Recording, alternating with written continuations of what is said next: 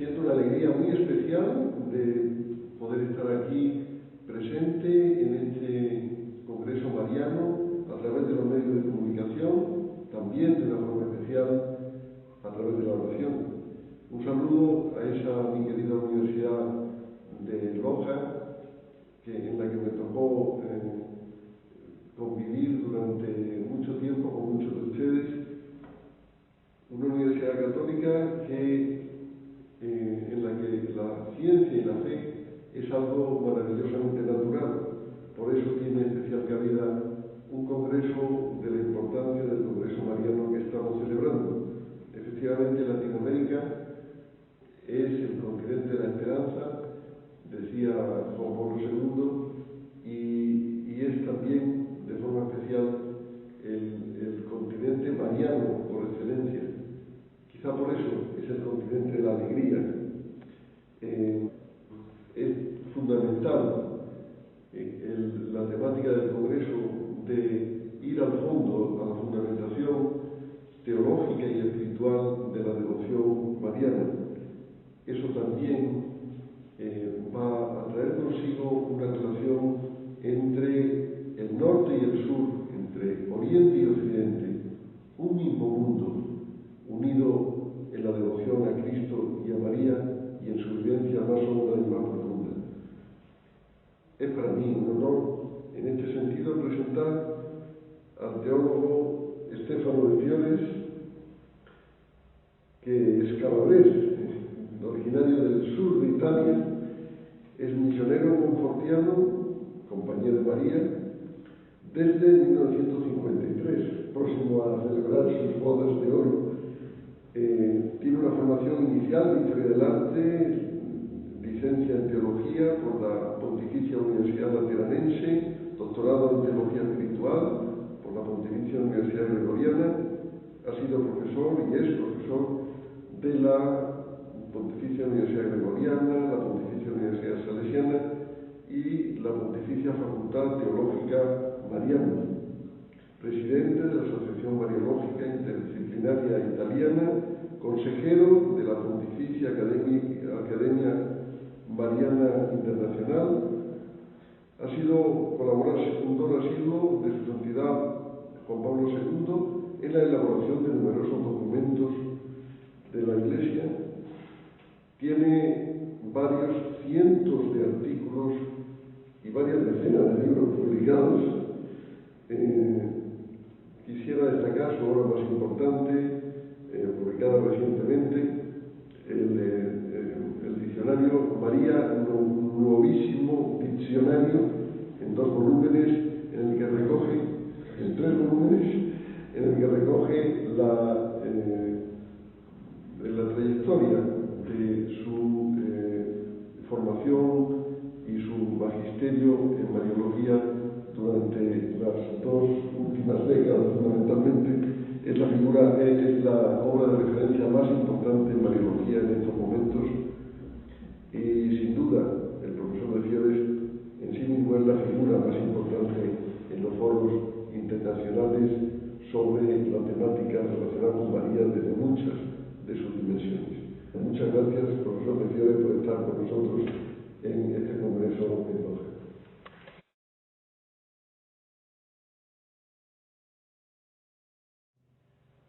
Un saludo cariñoso a todos los participantes del Congreso.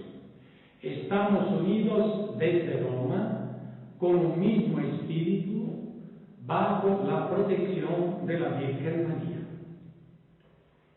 Toda la Iglesia le debe a América Latina el descubrimiento de la piedad popular, no solo como fenómeno de masas, sino como forma respetable de cristianismo inculturado y, por tanto, como el lugar teológico significativo por los valores que entraña, entre ellos la intensa relación de amor con la persona viva de la Madre de Jesús.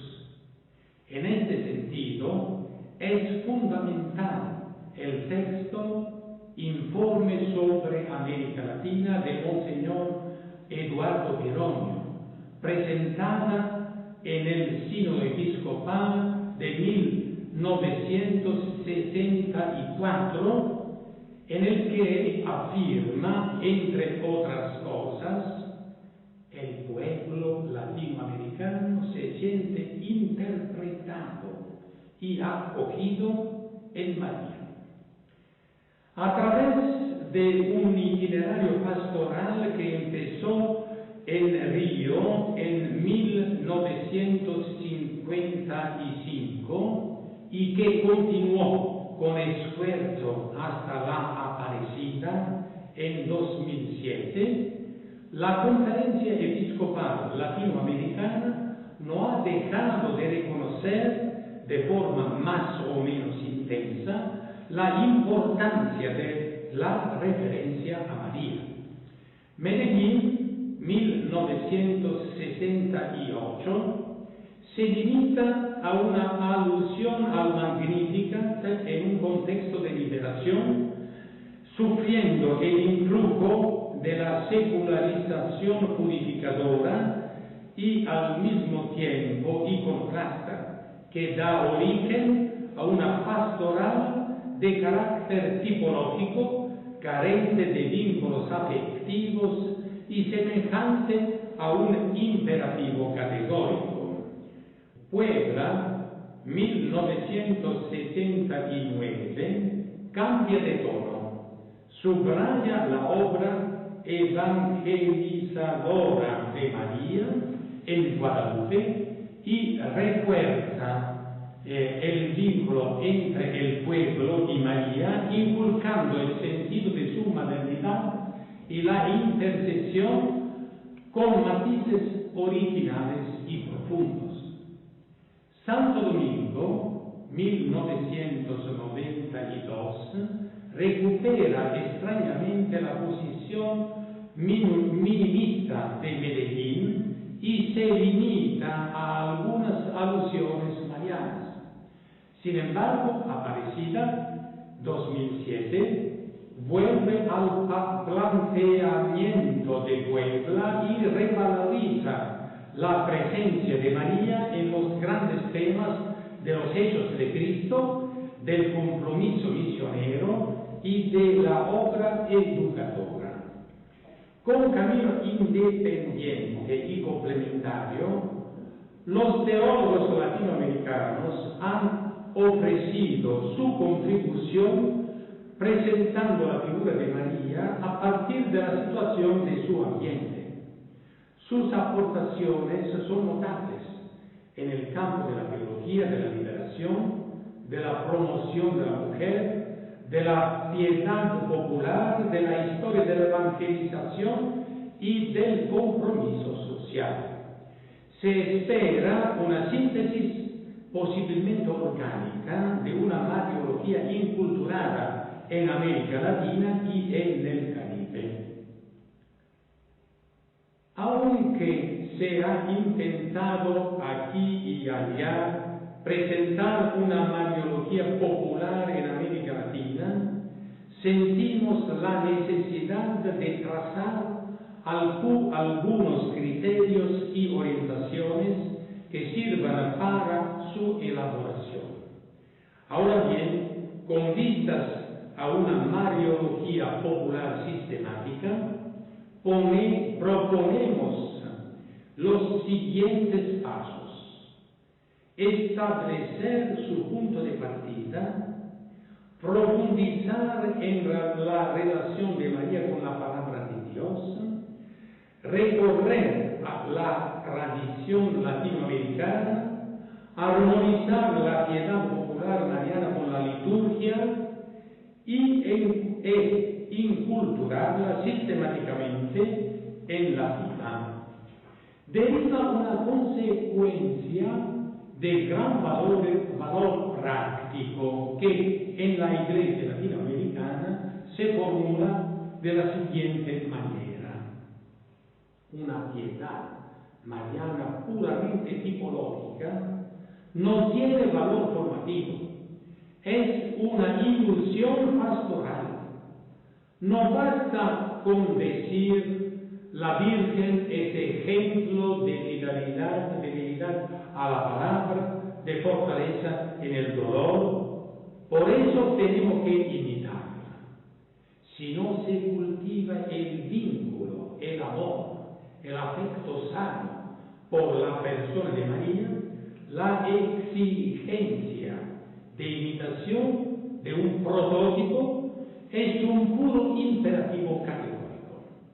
Para que el carisma de María sea fecundo, hay que hacer que el vínculo mariano, que tiene prioridad pedagógica, lleve a la actitud mariana, que tiene prioridad educativa.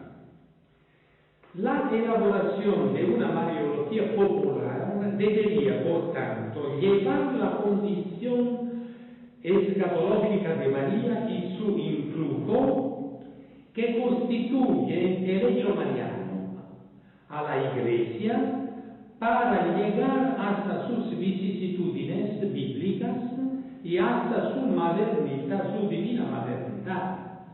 Una mariología original que da un vuelco al método de los manuales de mariología. Como observa Clovis Boff, no hay que empezar por el momento reflexivo ni por el compromiso ético, sino por la relación afectiva visceral con la Madre de Cristo. En primer lugar, es necesario establecer los datos que emergen de la historia de la piedad sobre la relación con la Madre de Jesús.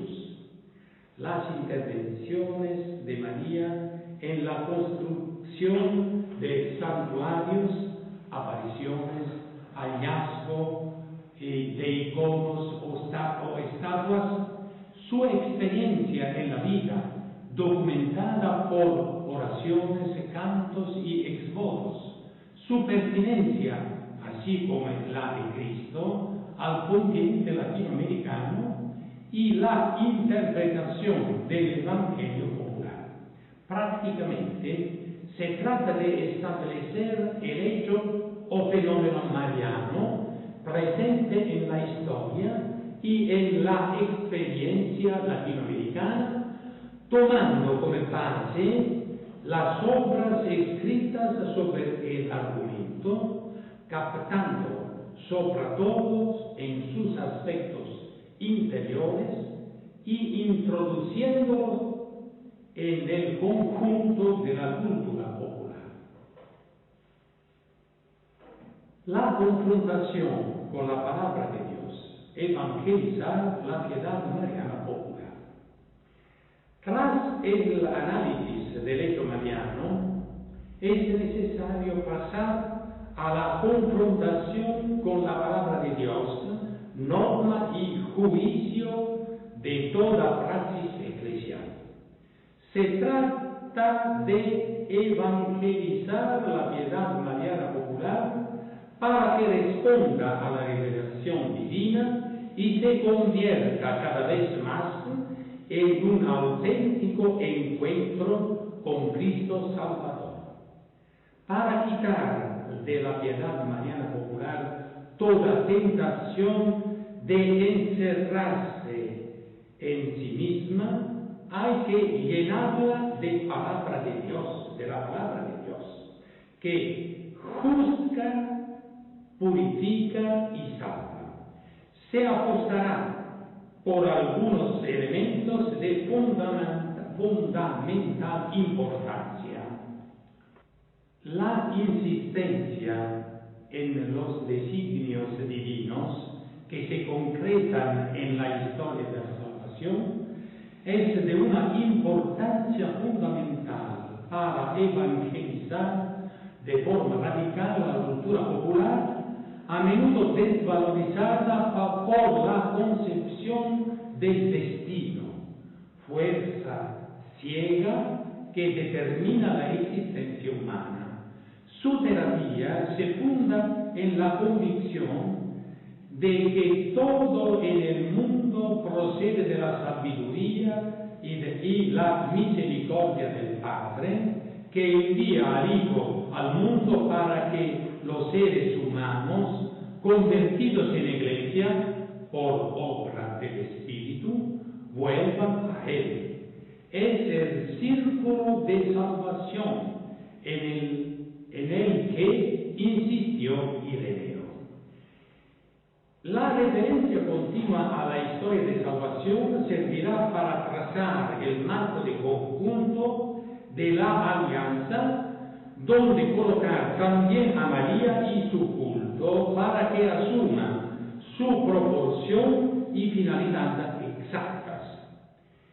Es lo que ha realizado el Concilio Vaticano II, integrando a María en el misterio de Cristo y de la Iglesia, es decir, en el divino misterio de la salvación, entendido en sentido paulino como el plan salvador de Dios revelado y ejecutado en el tiempo. Sobre todo, la primera parte, después del proemio, manifiesta la perspectiva fundamental y histórico-salvadora, titulando la disertación Misión de la Virgen en la economía de la salvación. Obviamente, se observa que la perspectiva de la historia de la salvación incluye el tema mariano en el conjunto de los datos revelados, vistos en el desarrollo progresivo de los designios divinos.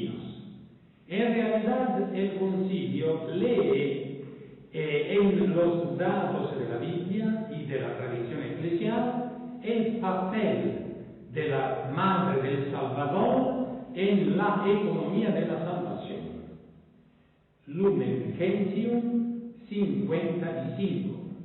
En sus 4 fases: tiempo de las prefiguraciones proféticas, Antiguo Testamento; plenitud del tiempo con la venida de Cristo al mundo; tiempo de la Iglesia y tiempos finales o escatología.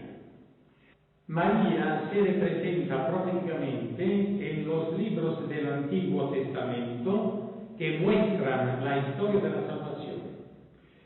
Se ve después en el momento central de esta historia, ya que con ella, excelsa hija de Sion, se cumplen los tiempos y se instaura una nueva economía. La Madre de Jesús abraza con toda su alma la voluntad salvadora de Dios. Se convierte en punto fundamental para la restauración del plan divino como causa de salvación y madre de los vivos. Se mantiene unida al Hijo en la obra de la salvación, tanto en los episodios de la infancia como en el resto de la vida de Cristo, sobre todo en la cruz, donde permanece no sin designio divino. Por último, María está presente en Pentecostés, antes de la manifestación del sacramento de la salvación humana. La categoría histórico-salvadora también está presente en las demás partes, no situadas directamente bajo su óptica. El texto resume la presencia de María en los misterios de la vida de Cristo bajo la fórmula de la cooperación para la salvación y regeneración humana. Ha cooperado de manera del todo singular con la obra del Salvador para restaurar la vida sobrenatural de las almas. Lumen Gentium 61. Y en el número 62 se habla de la persistente maternidad en el orden de la gracia y de la tarea de salvación de María, siempre en subordinación con el único mediador. Tarea subordinada. Se presenta después la relación de María con el misterio de la Iglesia, modulándolo según la tipología, tipo de la Iglesia, y el amor, y el maternal amor. El Lumen Gentium 63. En el número 65, el concilio alcanza una de sus fórmulas más explícitas y acertadas. María, por su íntima participación en la historia de la salvación, reúne, por así decir, y refleja los máximos elementos de la fe. Primacía de Cristo. Evangelizar la religiosidad popular significa hacerla girar en torno a Cristo, centro del plan salvador y de la fe, que se debe reconocer como único salvador y mediador, principio y final del cristiano. Hay que insistir en la persona de Cristo misericordioso y en su unión inmediata con los fieles, fundada en el bautismo, con el fin de guiarles a una relación vital, personal, profunda y perseverante con Él, siguiendo el ejemplo y la guía materna de María. Armonizar la piedad popular y la liturgia. Mientras normalmente a partir del concilio se tendía a destacar no solo la primacía de la liturgia, sino también su autosuficiencia, actualmente se reconoce la posibilidad y la utilidad de un influjo recíproco. La síntesis oficial sobre esta relación se codifica en el Directorio sobre la piedad popular y la liturgia, donde se reconoce que liturgia y piedad popular son dos expresiones legítimas del culto cristiano, aunque no homologables. Estas no se deben oponer ni equiparar, pero sí armonizar. Número 58. Seguramente la liturgia tiene mucho que decirle a la piedad popular, llenándola de palabra de Dios y llevándola al misterio pascual y a sus implicaciones vitales.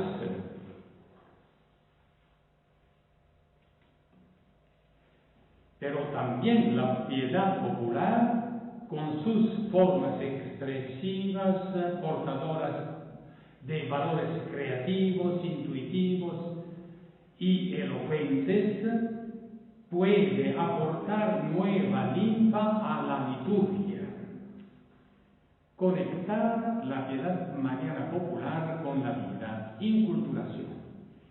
Llegamos al punto más delicado y difícil.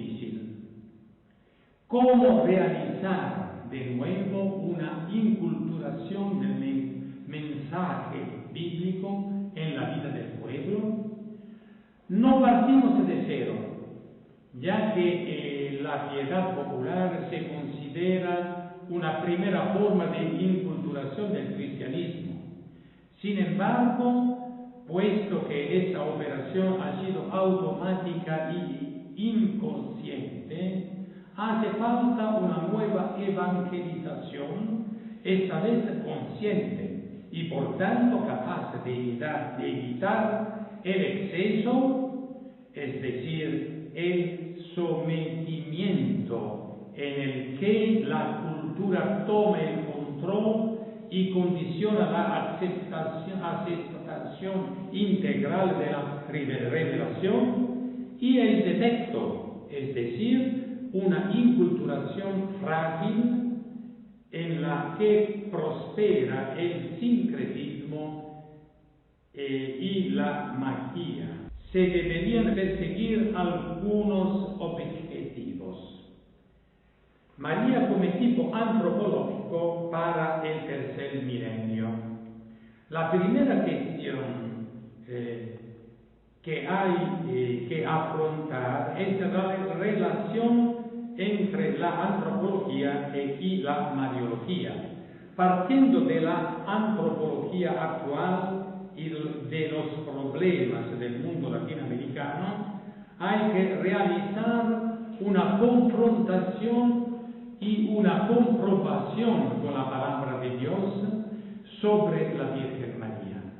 Esta es la consigna previsora de Pablo VI en la exhortación apostólica Marialis Cultus. ¿Quiénes son el hombre y la mujer de hoy en América Latina y cuáles son sus principales problemas? La identidad de la persona latinoamericana no es fácil de definir, teniendo en cuenta las diferencias de situación social y religiosa profundamente diversificadas. Se habla incluso de no personas por su nivel de explotación y sometimiento, puestas en condición de no poder ejercer su libertad con influencia en la sociedad. Hay que corroborar la identidad religiosa del hombre y de la mujer como imágenes de Dios que encuentran en María, como la describe la Biblia, un tipo antropológico de gran valor. Un ilustre representante de la mariología del siglo XX, Heinrich Köster, proclamó en la respuesta responsable de María al ángel la fecha de nacimiento de la personalidad cristiana. Esta afortunada intuición está en línea con la figura evangélica de María, que hace realidad en sí misma dos caracteres fundamentales que constituyen la persona: la responsabilidad y la relacionalidad. María, libertad que se convierte en centro de responsabilidad. El esquema de vocación, que más que el del anuncio de nacimiento maravilloso, se corresponde con la narración de la anunciación de Lucas, hace que surja la persona de la muchacha de Nazaret, llamada a convertirse en la madre del Mesías, Hijo del Altísimo, mediante un consentimiento de fe, desmintiendo los injustos prejuicios de la cultura mediterránea, tanto semítica como helenística, que consideraban a la mujer incapaz de decidir en las grandes cuestiones. Dios le pide a María que decida libremente antes de proceder a esa obra de los siglos, como se ha llamado con justicia la encarnación del Verbo. La página áurea del anuncio a María pone de manifiesto su plena participación en el misterio de la salvación y termina con el don incondicional de ella al Dios Altísimo, poderoso, misericordioso y fiel. El fiat de María se expresa con el griego genoito, un optativo de deseo que no es una simple aceptación y ni mucho menos una resignación. Al contrario, es un deseo gozoso de colaborar con lo que Dios prevé para ella. Es la alegría del abandono total a la buena voluntad de Dios. Relacionalidad con Dios y con los hombres.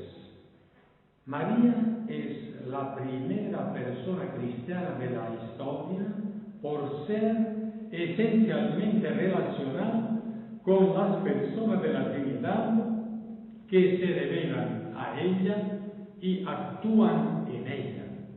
Ella no se comprende sin la relación con el Padre, con el Altísimo, que le envía el Verbo Eterno, sin la relación de la constitución con el Hijo unigénito, que se convierte en su Hijo, sin la referencia al Espíritu, que con el dinamismo de amor hace posible la concepción de Cristo en su vientre virginal.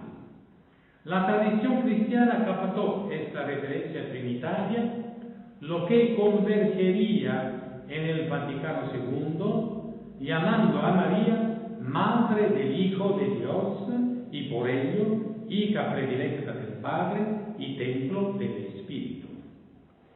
La total relacionalidad de María con Dios la capta de manera especial el santo misionero Luis María de Montfort, que define a la Virgen mediante la categoría de la relación, afirmando que María es toda relativa a Dios.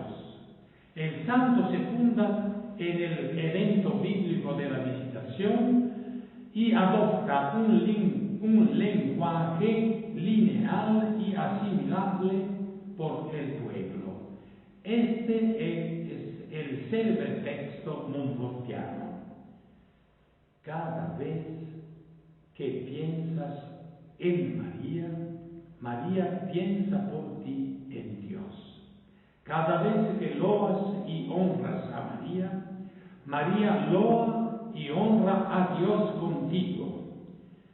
María es toda relativa a Dios y yo la llamaría sin problemas el ser relacional con Dios, que no existe sino en relación con Dios, o el eco de Dios que no dice ni repite sino Dios. Si tú dices María, él repite Dios. Santa Isabel alabó a María y la llamó dichosa por haber creído. María, el eco fiel de Dios, recitó: mi alma glorifica al Señor. Lo que María hizo en esa ocasión lo repite cada día. Cuando es loada, amada u honrada o recibe alguna cosa, Dios es loado, Dios es amado, Dios es honrado, Dios recibe por manos de María y en María. María es paradigma espiritual de la humanidad y de sus miembros, hombres y mujeres, al reflejar la vocación para acoger a Dios y su revelación con el corazón abierto y generoso. Tanto más cumple este cometido para las hijas de Eva, con las que comparte su feminidad. Las mujeres latinoamericanas viven con intensidad y naturalidad esos valores que acentúa María, como la escucha, la acogida, el darse a los demás, la fidelidad, la alabanza al Señor y especialmente la vocación a la la virginidad o a la maternidad. Tiene un valor especial para cada mujer cuando se afirma pertinentemente de la Iglesia. Por su vínculo con Cristo, María se convierte históricamente en motivo de fidelidad al Señor, pedagoga del Evangelio en América Latina. Por ello, cuando la Iglesia latinoamericana quiere dar un paso adelante en la fidelidad a su Señor, debe levantar la mirada a la figura viva de María. Todo ello se funda en el papel primordial de María, que consiste en conectar a Dios con el hombre y en encarnar la palabra en lo concreto de la historia. La mirada dirigida a la madre recupera la ejemplaridad que tuvo durante su vida terrenal, sobre todo en aspectos esenciales y especialmente actuales. Sobre todo, María es modelo de comunión con Cristo en una trama de amor que recorre toda su vida histórica. Observación conclusivas.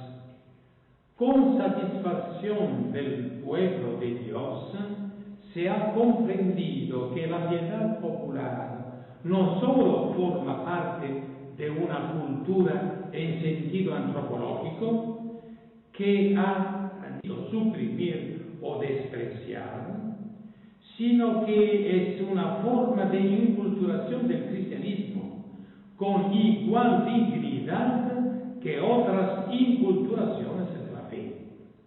El fenómeno está relacionado con la religión, pero también con la fe, ya que procede del Espíritu y produce frutos de bien. En la cultura popular, siempre con la centralidad de Cristo, surge la figura de María como persona viva y sentida, con toda su carga de bondad, de santidad y de poder que manifiesta en la historia individual y social del pueblo. En América Latina y en el Caribe, las actividades del pueblo en relación con María son pilares de catolicidad y constituyen un símbolo cultural polivalente y extraordinariamente poderoso. Esto significa que el catolicismo popular de América Central y Sudamérica está marcado por un notorio vínculo de amor con la Madre de Jesús. Como observa Virgil Elizondo, es un hecho que la devoción por María constituye la característica más popular, duradera y original de la cristiandad latinoamericana. Surge en los orígenes de la cristiandad en el Nuevo Mundo. Desde los albores, su presencia ha dado dignidad al oprimido, esperanza al explotado y motivación a todos los movimientos de liberación. Independientemente de la interpretación que se pueda dar de ello, no se puede negar el fenómeno de la devoción de masas en relación con María. Es un valor importante en un tiempo de atrofia del sentido religioso y de eclipse de Dios, que no se puede ocultar, sino que se debe revalorizar.